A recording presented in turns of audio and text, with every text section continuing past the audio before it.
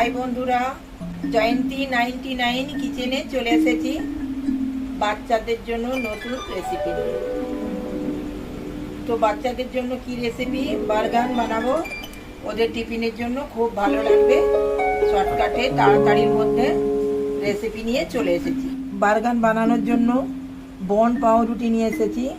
Piece কাটা পাউরুটি অত ভালো লাগে না এটা, সেই জন্য বন পাউরুটি। তার জন্য পাউরুটি নিয়েছি, পেঁয়াজ নিয়েছি, টমেটো নিয়েছি, শসা নিয়েছি, মাখন নিয়েছি, টমেটো সস নিয়েছি, নুন নিয়েছি।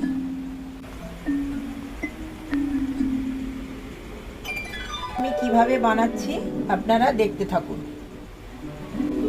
তো শসা, পেঁয়াজ, টমেটো আমি আগে থেকেই কেটে রেখেছিলাম, তো কেটে নিলে সুবিধা হয়, সেই জন্য তাড়াতাড়িও হয়ে যায় আগে থেকে কেটে নিলে, সেই জন্য আগে থেকে সব কেটে রেডি করে রেখেছিলাম। এবার আমি বানানো শুরু করছি। প্রথমে পাউরুটিটা কেটে নেব।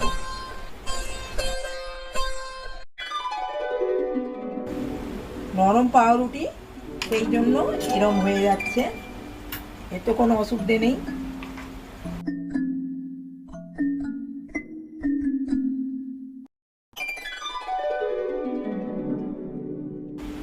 ব্রেডটা আমি কেটে নিয়েছি, এবার আমি মাখনটা লাগাবো।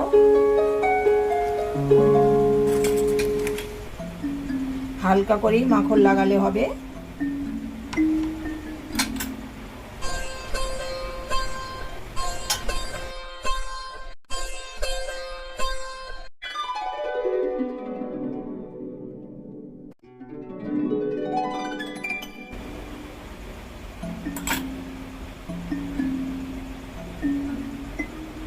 তো আমার মাখন লাগানো হয়ে গেছে, এবার আমি পেঁয়াজ দেব।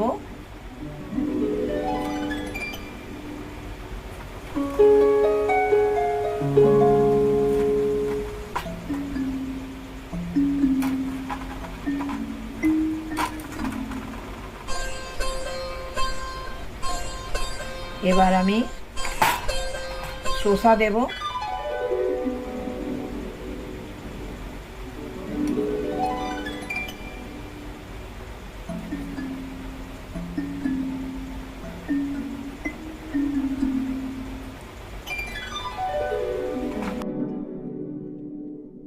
আমি এবার সস লাগাবো।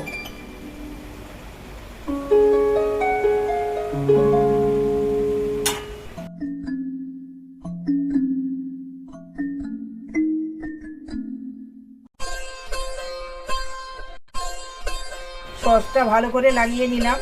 দেখুন দুটোতেই লাগাতে হবে না, মানে এক পিস লাগালেই হবে। এবার আমি টমেটোটা লাগিয়ে দেব।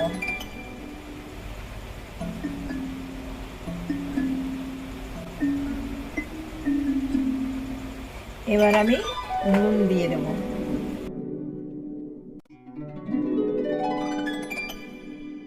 আমার নুন দিয়ে অল্পই নুন লাগে, অল্প একটু যে যা স্বাদ মতো নুন দিতে পারবেন। আমার বানানো রেডি। এবার আমি